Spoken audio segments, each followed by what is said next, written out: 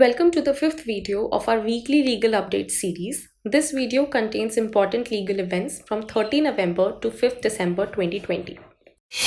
In first important news, the Supreme Court has given directions on restoration of children from childcare institutions to families.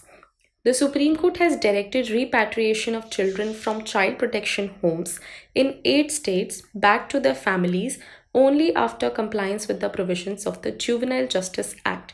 Section 40 of the Juvenile Justice Care and Protection of Children Act states that the committee shall have the powers to restore any child to his or her parent's guardian or fit person only after determining the suitability of such parent's guardian or fit persons. This comes after the National Commission for Protection of Children's Rights, that is NCPCR, has issued letters to 8 states to repatriate children to their families merely after a review by the Child Welfare Committees.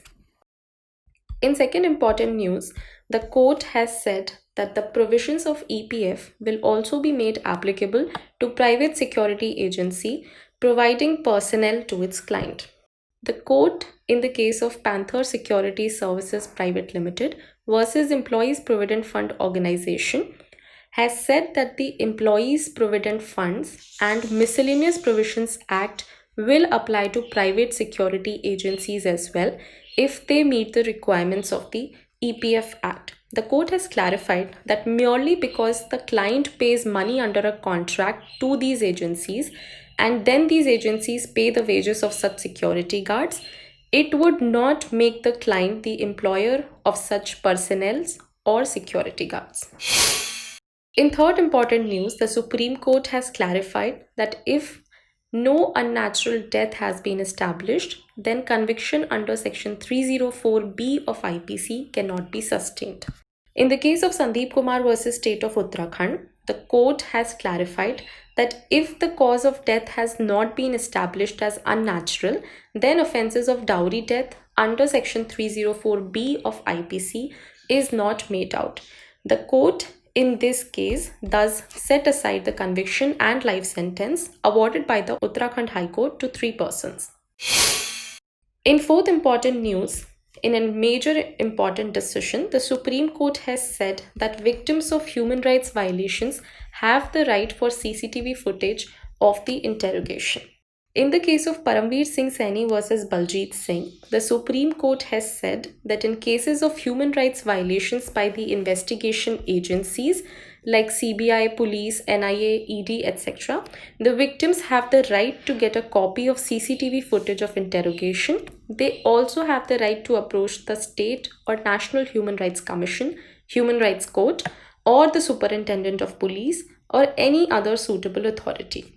Further, the Supreme Court has also directed the central government to install CCTV cameras in the Central Bureau of Investigation, National Investigation Agency, Enforcement Directorate, Narcotics Control Bureau, Department of Revenue Intelligence, and Serious Fraud Investigation Offices. In fifth important case, the Supreme Court has said that long delay in lodging FIR is a valid consideration to grant anticipatory bail. In the case of Sumeet Singh Saini versus State of Punjab, while hearing an anticipatory bail consideration, the Supreme Court has noted that a long delay in filing FIR may be a valid consideration for grant of anticipatory bail. In the present case, it was noted that the FIR has been lodged by the brother of the deceased after a period of almost 29 years from the date of incident. The court has said that such a long delay of 29 years in the present case can certainly be a valid consideration for grant of anticipatory bail.